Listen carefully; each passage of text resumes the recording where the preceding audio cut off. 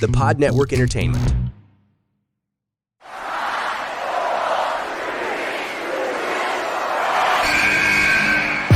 What's going on? This is Xavier Woods, a.k.a. Austin Creed. Welcome to the big time!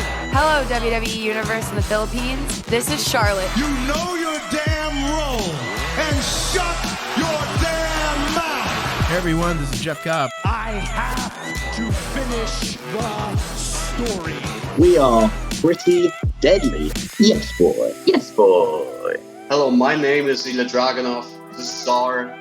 Bang! The sniper is shooting you down. This is TMDK's Robbie Eagles, and you are listening to the Wrestling Podcast.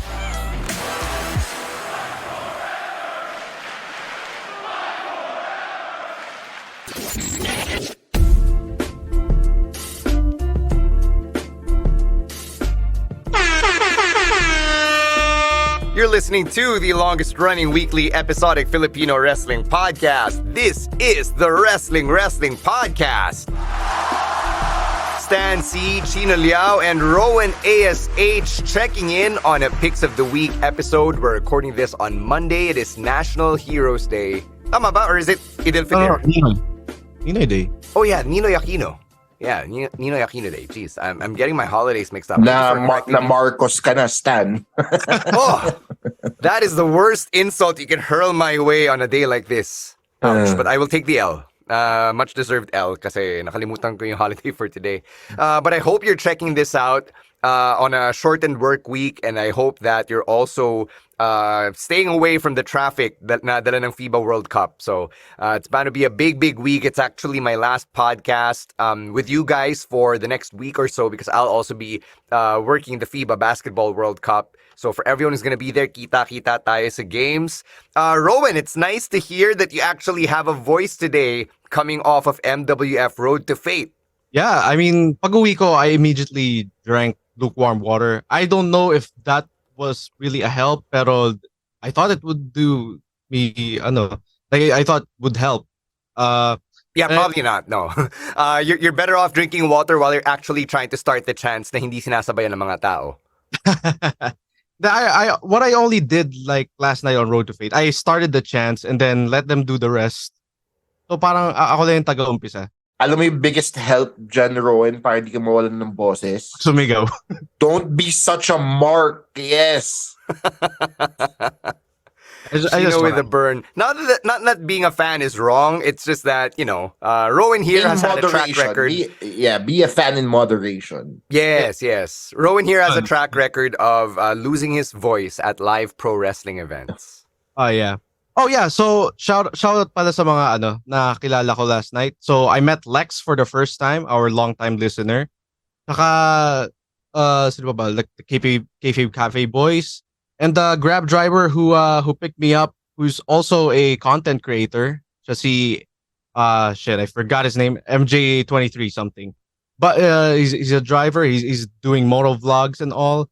Kaya shout out to you. I will get your name right in the next audio recording. Yeah, whenever that is. Kasi with Rowen and his spotty attendance record, baka October niya na ulit pabati si Kuya MJ23 something. Baka baka pinsan siya ni Jake something. Oh, maybe.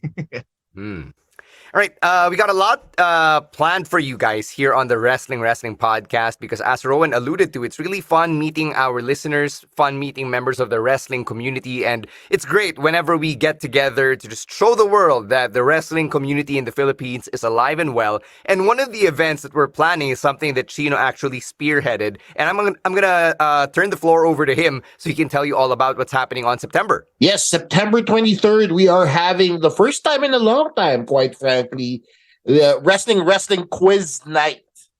Yan, ang daming mga mamaru sa comments natin telling us what they know better than us. It's time to prove your worth. September 23, Hobby Stadium, QC, my hometown. I'm so excited for this one because we get together all the biggest wrestling nerds under one roof to test our wrestling knowledge and know-how.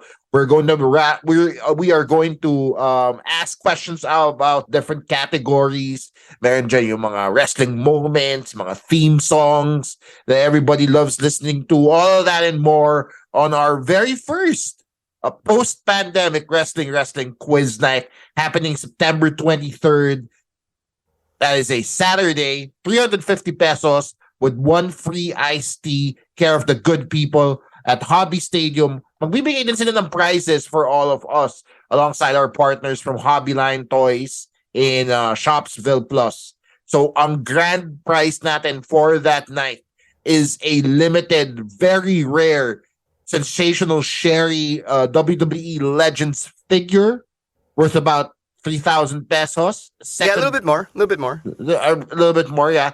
And then second prize natin is a blaster pack of WWE trading cards, care of the good people of Hobby Stadium. Meron din tayong mga GCs to give away that night, of course, for Hobby Stadium. So for all that goodness and more, just stay tuned to our social media pages on how to get tickets. That's at Wrestling Podcast, at Wrestling 2X Pod, on all the applicable social media channels.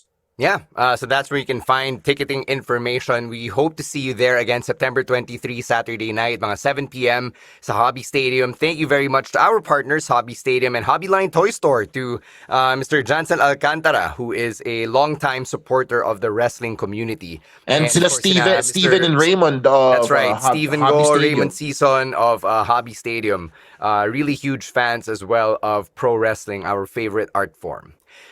We also have our Patreon program, our community over there. Napaka-lively as always, and it's a growing community of wrestling fans, and we have a special treat for our patrons. We've got some watch parties coming up. Medyo dire-diretso sila actually, from All In this weekend to All Out next weekend, and Payback as well.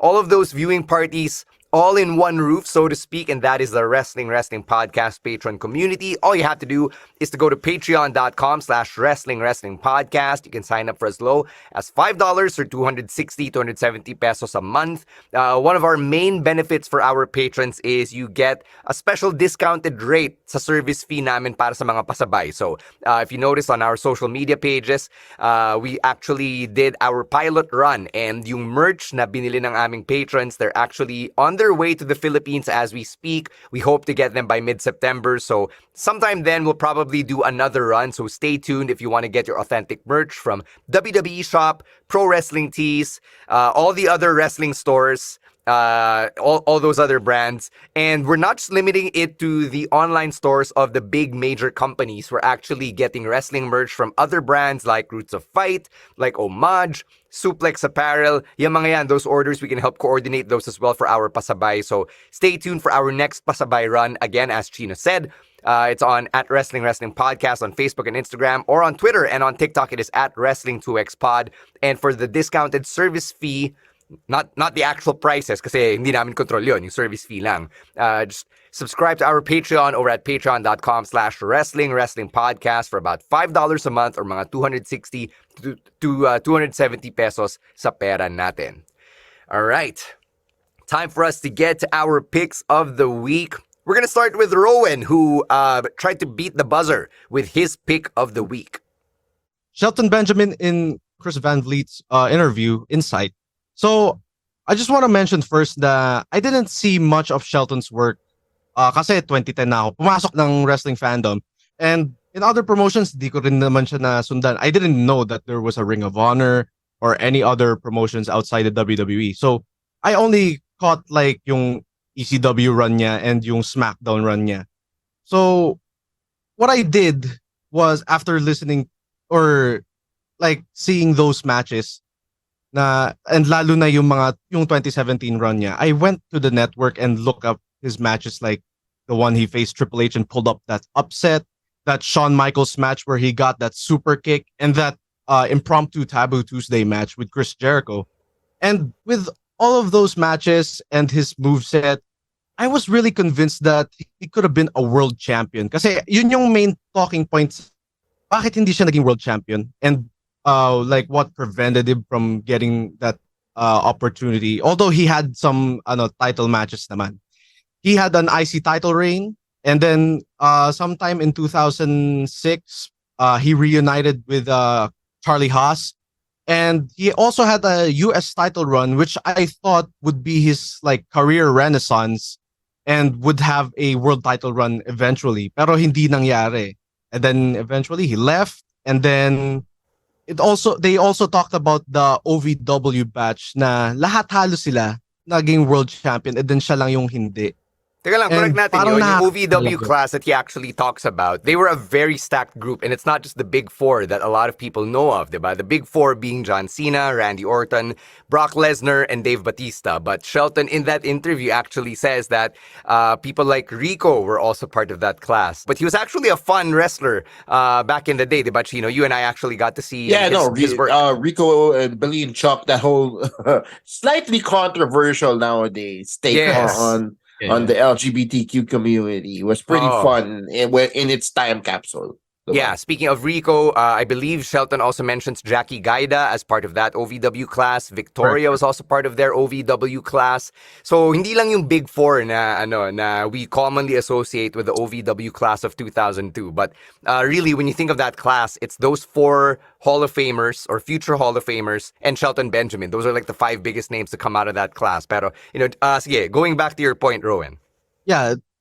And they also talk about Shelton Benjamin being a future Hall of Famer. I mean, si Shawn Michaels nga nag-vouch na para sa kanya na he could be a future Hall of Famer. I mean, yung buong run niya, kahit hindi siya naging world champion, pwede na rin pang Hall of Fame kasi knowing his achievements and accolades, US title, world tag titles, feeling ko magiging Hall of Famer din naman siya. And the fact that he put over some people. Tsaka, okay lang na he kept a low profile in 2017. He didn't have to have a world title run kasi it's too late na rin to chase the world title by then. Pero yun nga, he teamed up with Gable pero like he didn't have to chase the world title. They did have a tag team run which is decent naman. Pero yeah, could have been better.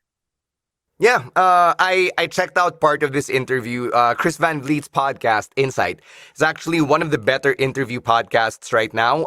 If you love hearing yung behind-the-scenes stuff, and the way that Chris Van Vliet conducts his interviews, he tries to fish for info without overly fishing for info. And that's something I appreciate about him. Hindi siya yung parang sobrang chismoso na he wants the dirt. What he tries is yung approach niya na he wants to get to know the person behind the character. And it helps that Chris Van Vliet is someone who's really been embedded na into the industry, someone na may personal relationships with a lot of these wrestlers, even though Chris Van Vliet, to my knowledge, has never really been in the WWE system. Diba? Unlike someone like a Renee Paquette or a Chris Jericho, na they've actually been in the backstage areas or the locker rooms with these wrestlers. See, Chris Van Vliet, for the most part, has been doing his own thing as a media personality outside of the major wrestling companies. So for him to have this access and these relationships with his interviewee says a lot about what he's done in his career. And I love how he's able to really know so much about his interviewee. So alam niya na si Shelton Benjamin is actually one of those guys who prefers to hang out and play video games with Sina Woods, and that he just works out all day instead of being one of the partying types, which is more of yung kinalakhan ni Shelton Benjamin when he first entered the WWE. So that's something that I love that Chris Van Vliet was able to flesh out from the conversation with Shelton Benjamin. Actually, there's more than halos half na nung episode ginawa niyang short sa YouTube. So I was able to catch a good chunk of it. I appreciate Van Vliet not just for this episode, but for all the episodes he puts out. Kasi nga, he has that approach to journalism that I really like. It's parang chismosong hindi, diba? Or good chismoso, diba? He's to me a male Renee Paquette at this point in his wrestling journalism, wherein he's able to talk to a person and have a conversation with them while also get the information that all of us fans want to hear, right? That inside, that nitty-gritty that we all love to talk about so much on this pod. So, ang galing din niya. I'm actually also very surprised na hindi pa siya pick up ng bigger companies, but I appreciate the work he does with the smaller independents. He has also had a great episode out with Billy Corgan, I believe, right after this one, which was also a good listen. So check out all his eps, guys, after, of course, checking ours out. Yeah, ako personally, I've become a fan of Chris Van Vliet stuff. And not gonna lie, he's also one of those guys on my career pegs list. So thank you, Rowen, for picking this Shelton Benjamin interview on his podcast. Again, it's called Insight with Chris Van Vliet. All right, our next pick of the week comes from Emile Nate, no longer in ASH for those of you who missed our surprise announcement nung live stream. He picked Ray Fenix versus Komander from AEW Rampage over the weekend. And as expected, Ray Fenix and Komander, these are two luchadors. So, syempre, they did some good lucha things. And Emile felt like this was a breakout match for Komander and that Ray Fenix really did a good job of making him look great in that match. The crowd got into it, and sabi ni Emile, it's rare to see a Rampage crowd be so into it, considering na, if you didn't know this, they tape episodes of Rampage right after the 2-hour Dynamite live show. So I've been to one of these events, not an AEW event, but like a SmackDown where they still tape something after the episode. So I've actually been there. Alam ko na nakakapagod siya after you watch a 2-hour live show, which is the main show, and then my 1-hour pa na tape program. The energy does go down and people kind of leave na rin eh. So kung let's say 100% yung crowd during the main show, like a SmackDown or a Dynamite, at the time that I watched, it was 2:05 live, or in this case, like Emile mentions, it's Rampage. Noticeably lower na yung energy kasi mas maliit na rin yung crowd. So he appreciated how energetic the crowd was despite Dynamite having ended already. And he said that watching Ray Fenix versus Komander reminded him of the old WCW Cruiserweight division, which is a nice little reference for young Emile here. And this is the type of match that would open the show, diba? Would be the show stealer, and that's exactly what we got with Ray Fenix and Komander scaling the ropes, actually walking them like a tightrope several times, and pulling off all those high-impact moves. Ikaw, Chino, do you agree with this comparison Emile made with the old Cruiserweight division of the WCW era? Well, yes and no. Ang maganda dito kasi, Komander is newer to the, sabihin na nating stateside type of wrestling, diba? Yeah. That WCW, AEW rather, tries to emulate in this regard. So see, Ray Fenix has been in the US a lot longer, so he's a little bit more familiar with the storytelling beats that you have to hit in certain wrestling matches. And yung Lucha Libre style kasi focuses more on the, I'd say, pageantry and in-ring athleticism that they tend to show off. So, maganda dito is na-tone down ng konti ni Ray Fenix yung style ni Komander to tailor it to the Western audiences or to the American audiences that AEW is trying to captivate, to capture. And at the same time, dun nga pumapasok yung reference na sinasabi ni Emile, diba? Because I can really see yung time na yun na sila Juventud Guerrera and them trying to do that same thing on a Nitro or on a Thunder. So this was a very much appreciated callback to those wrestlers. Mm-hmm. Ikaw, Rowen, what was your impression with this match that featured so many good lucha things?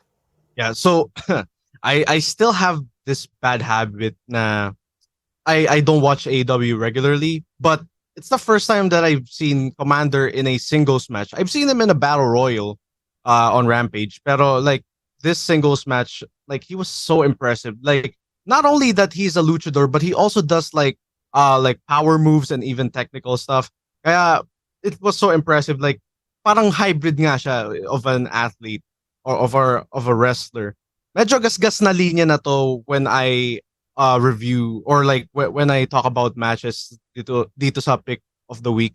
Pero like I love the false finishes. Like the finish of like them exchanging moves, spamming finishers. Tapos they would just kick out until Ray Fenix would hit the spinning spinning muscle buster, which I think I haven't done in the Fight Forever video game yet, or probably wala dun sa game. Like that was the best finish I've seen. Parang it has everything. Yeah, that spinning muscle buster was a thing of beauty. A great way to finish the match as well. So again, Emile hit it right on the head. It was probably the show stealer of that Rampage, and it was a great way to really wake you up if in case you were in that live crowd coming off of another Stacked Dynamite taping as usual. We'll take a break. When we come back, our last 3 picks for this week's audio-only episode. But first, a quick word from our other podcasts on the Pod Network. Let's get to our second half of our picks of the week. We'll pick it up from last week's Raw. Anong pick mo, Chino? A great week for Canadian legends, because my pick goes out to Trish versus Becky in that concourse brawl that erupted from their supposed feud ender match from last week's Raw. Nagpasalamat ka na ba, Chino? Thank you. I always say thank you, Trish. You know that, Stan. I'm always grateful for Trish Stratus in my life, in my wrestling diet, because Trish Stratus has been having one hell of a resurgence in this part of her career. Dati kasi, ang perception ng mga tao pag may bumabalik na legends is typically, nagpapakita lang sila for 1 or 2 Raws, tas pay-per-view, tas wala na. Trish Stratus has been at this feud for a good few months now, and it'll come to head in a cage match, something that I believe she hasn't done yet in her career. But she's been checking a lot of bucket list matches off her bucket list here, of course. Kasi she did the Money in the Bank, which was essentially her first ladder match. And now she's doing her first cage match against somebody who is essentially the face of the women's division at this point. So ang ganda lang din ng feud niya, because it allows Trish to do things that she never necessarily got to do during her Attitude Era or Ruthless Aggression run. Kasi the wrestling at that time for women was a lot different. It's a lot more sexual, for lack of a better term. So at least this time around, nakita natin yung Trish the athlete, Trish the character, Trish the storyteller in this feud with Becky Lynch. And that's why I enjoyed this feud so much, or this brawl so much. Ikaw, Rowen, did you get to catch this one? Kasi I was really expecting that this would be the match. So, unlike Chino, who was all in on the steel cage match, I was actually kind of surprised. Now, okay, we're gonna end with a double countout, and we're gonna lead up to a steel cage match. So first off, I really appreciate Trish's run right now. Ito yung parang last dance niya. Parang yun yung impression ko. Tsaka, I think I've said this in early 2023 na both Trish and Lita are way better than their Ruthless Aggression run. Now, I'm not saying na they were terrible back then, pero parang I'd say medyo limited, pero right now parang mas napapakita nila like what they can do, and they haven't done it yet back then. Now, going to this match is fun, and it's not like SummerSlam quality, pero it was entertaining pa rin. It ended in a double countout in order to build up a match, which is fine. I thought dito na nga magtatapos yung rivalry. I'm sure they can extend it to Payback, pero that cage match would be next week on Raw, I think. And then there was no winner, and then I love that they brawled all over the place, which is something that I loved in wrestling. Na they're fighting outside the ring, and like they fight over the concession stand, the merch stand, everywhere. Kaya pagka may Falls Count Anywhere matches, I look forward to it. Pero I think, in my opinion, I guess the feud would be better if it would end in another stipulation that probably Trish hasn't done, an I Quit match. Yeah, I don't know if Trish is on a revenge tour, so to speak, na all of the things that she wasn't able to do in her initial run, ngayon niya ginagawa now that the women's division of the WWE is in a way better place, that, you know, women are getting more opportunities than they did in her heyday, in her prime, diba? So, you know, like the two of you, I'm really happy to see Trish getting this opportunity for herself, because not every wrestler who was able to shine during that time, diba, in the early 2000s, nung Ruthless Aggression days or yung tail end ng Attitude Era, not every one of them gets this opportunity. I'm starting to wonder actually at this point if you think that the Becky Trish story has gone on for too long. Because if you think about it, this has also been going on since right after WrestleMania. So, ikaw, Rowen, do you think na medyo napahaba na to?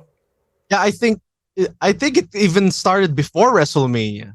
So, well, actually the heel turn started after Mania. Pero yun na nga, the storyline has been going on for so long. It should have ended nung SummerSlam, pero they weren't booked at SummerSlam. I thought it would have ended last week on Monday, pero it didn't. Pero maybe this week it might end. Mm-hmm. Ang feeling ko kasi dito, yes, it has gone on for quite a bit, but at the same time, we're getting a cage match out of it, diba? So what better way to cap off a feud? But if it so happens to be Trish's last match in the WWE, then I'm happy for her that she got the most out of this run of her career, and that we got to see as much of Trish Stratus in this later part of her career. Mm-hmm. So yeah, we'll see what happens for itong steel cage match that they're building up. The Becky Trish rivalry is definitely the defining Becky Lynch story of 2023. I will say this. All right, let's move on to Ro's pick, which is from Collision, which aired here in the Philippines yesterday. The main event between Christian Cage and Darby Allin. So let's first point out this fun fact that Edge and Christian main evented back-to-back wrestling shows this weekend in the year of our Lord 2023. Holy crap! Chino, you and I, for us to say this at this point in our lives in wrestling fandom, it's mind-blowing. Yeah, no, I know. It's very... hindi ko din siya naisip nung una eh. When until Ro brought it up. So the fact that we are having this a good 20 years, sabihin natin, since we've seen Edge and Christian on our TV screens, just blows my mind. Isipin mo si Edge nag-out pa yan ng 11 years bago siya nakabalik, diba? So, yeah, 9 years naman. Kung however long it was, holy F, ang tagal din talaga. Mm-hmm. And Rose says that working with Christian forced Darby Allin to work the old school less is more style, which is great. Darby wasn't bad, and he actually benefited now from working the slower pace. And Ro also points out that Christian definitely still has it, and it really helps now he works a more limited schedule because of his age and because of his odometer, diba? His injury history. When I was watching this match, I loved Christian baiting Darby Allin with a title, diba? There was a spot there where nasa labas si Christian right in front of the announce table. He took the TNT Championship. He was baiting Darby. Sabi niya, oh, you want this, right? Tara, halika na. Ano, kunin mo. And then nung nag-reach out si Darby, Christian yanked it back and then he smacked him. Like he really made Darby look stupid there, which I found super entertaining. Na-enjoy ko rin yung spot dun sa upper left corner from the hard cam side where Darby used the turtleneck ni Christian to his advantage. So na bulag-bulag si Christian dun. So that was super entertaining as well. And Christian just living out his Delulu era is one of the best things in wrestling right now. So I'm really enjoying this Christian Cage, or this version rather of Christian Cage that we're seeing right now. And it's a great reminder why I fell in love with this man and his stylings as a professional wrestler. It's like a modern take on his run. Nung kasama pa niya si Tyson Tomko. Yeah, diba? Yeah, that's absolutely right. In the early 2000s. So ang ganda lang din yung nuances. The fact that he's able to adapt that character to tulad nga na sinabi mo, the year of our Lord 2023 is incredible because it's still applicable, very much applicable in our current diaspora as wrestling fans. So may place pa rin siya. It's not out of place. He's there. He's able to make it work, and he's able to make it work with somebody who is contrasting his style in all sorts of manners. So nag-enjoy din ako watching this matchup. Yeah, even yung palitan nila ni Darby nung La Magistral Cradle, that was a really fun sequence as well. So go check it out if you had to cherry pick yung weekend wrestling. And we understand that, these wrestling shows could take up a lot of your time, which is why we record these picks of the week episodes to begin with. Ikaw, Rowen, what was your favorite part of this match? So yeah, again, this match is another match I enjoyed this morning because of Christian's performance. Yun yung na-enjoy ko. Like, this AEW run was like this is what I could have done if I didn't retire or if I wasn't concussed in 2014 type of run ni Christian. Tsaka, I'm having this dilemma na parang, sino kaya, anong run niya yung parang best heel run niya? Was it like the 2011 or this current run? Now, I can't really talk about the Tyson Tomko partnership run kasi hindi ko siya napanood even if I was watching the Ruthless Network. Pero like both 2011 and this current run, it's like very entertaining na hindi ko alam kung sino sa kanila yung mas entertaining. And another guy we're gonna talk about is Darby.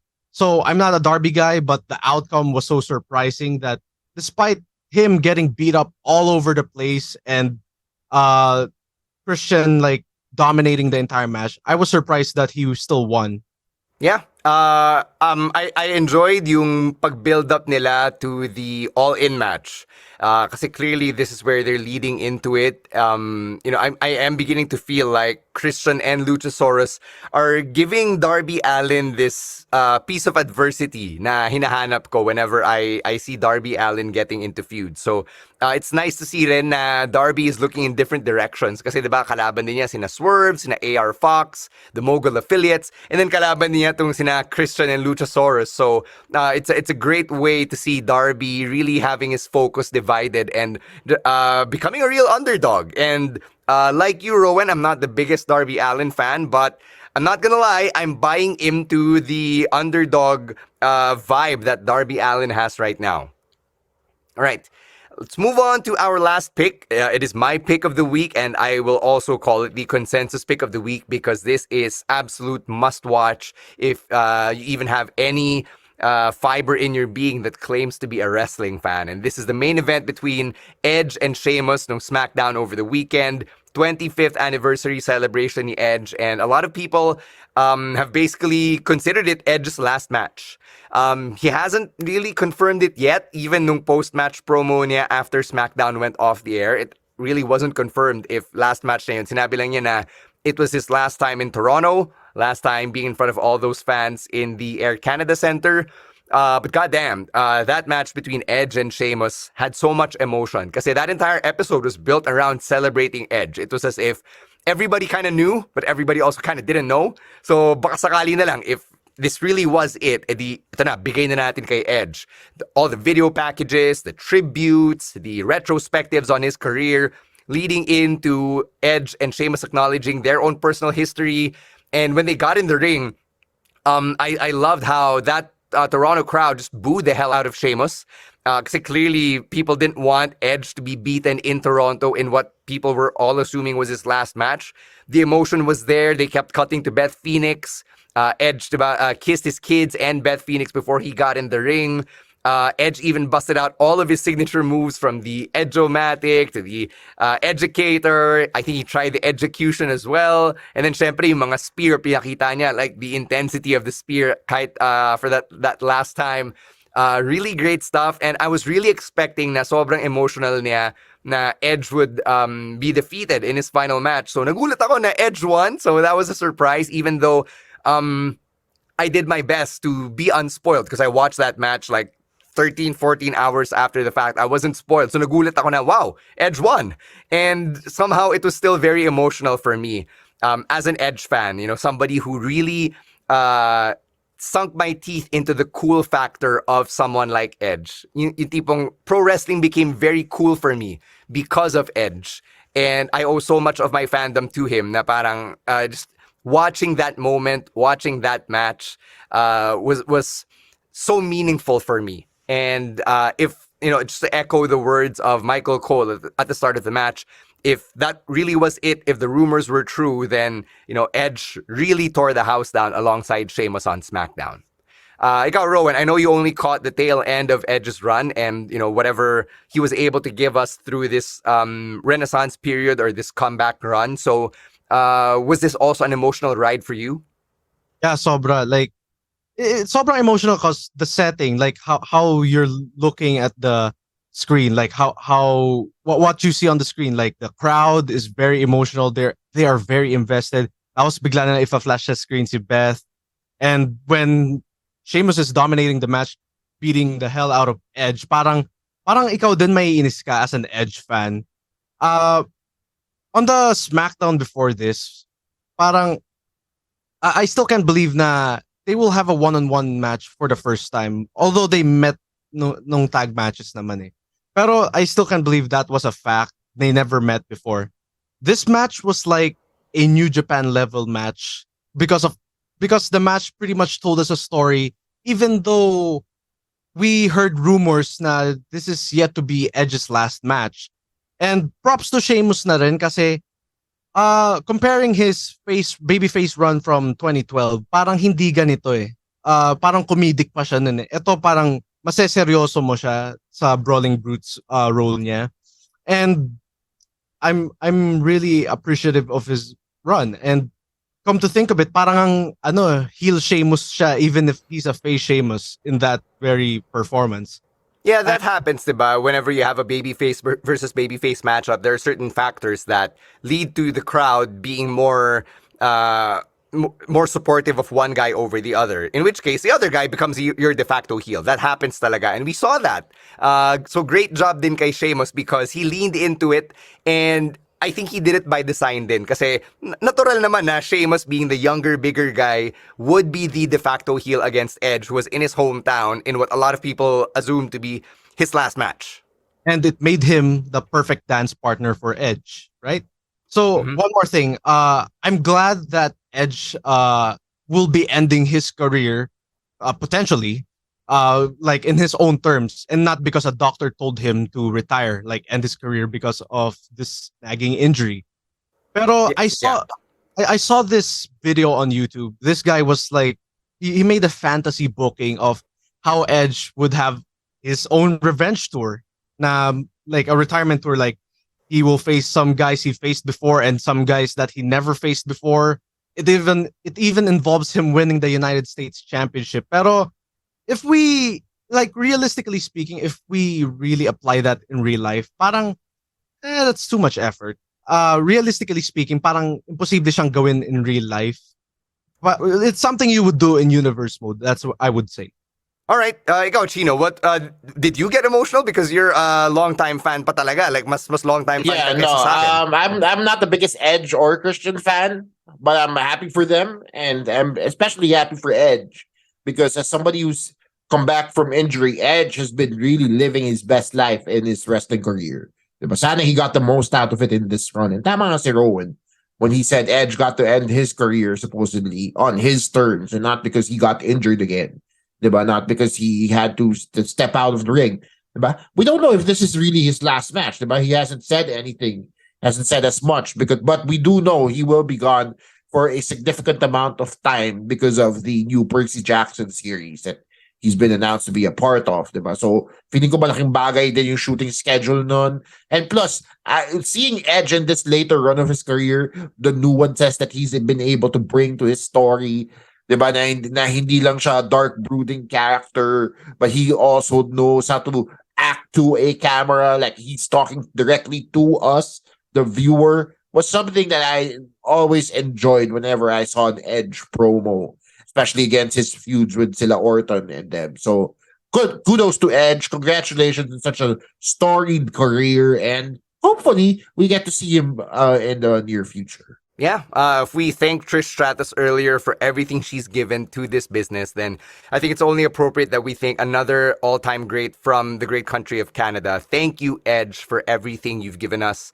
especially for me as an Edge head, as a wrestling fan who just really appreciated yung dating that Edge brought to every performance that I've seen him in since the early 2000s. Such a meaningful weekend talaga for professional wrestling. And if this really is it, then I'm glad, as Rowen said, that Edge was able to close the book on his career in his own terms. And I wish him nothing but the best in everything that he decides to do outside of wrestling. That includes the upcoming Percy Jackson series that Chino mentioned and everything else that he'll be doing moving forward. That brings us to the end of our Picks of the Week episode. Thank you so much to everybody who joined us. As always, you can hit us up with your picks over on Twitter and on TikTok at Wrestling2XPod. You got the live stream coming up on Thursday at 7 p.m. Facebook.com/Wrestling Podcast. On YouTube, same feed. It is at Wrestling Podcast. And we're also on TikTok at Wrestling2XPod where you can catch these live streams. But if you want to catch the audio-only versions, then feel free to leave us a rating and leave us a comment on Spotify, Apple Podcasts, or wherever you get your podcasts. Thank you very much to Babyface producer Jasper and all of the producers over at the Pod Network for all of the great work that they do behind the scenes.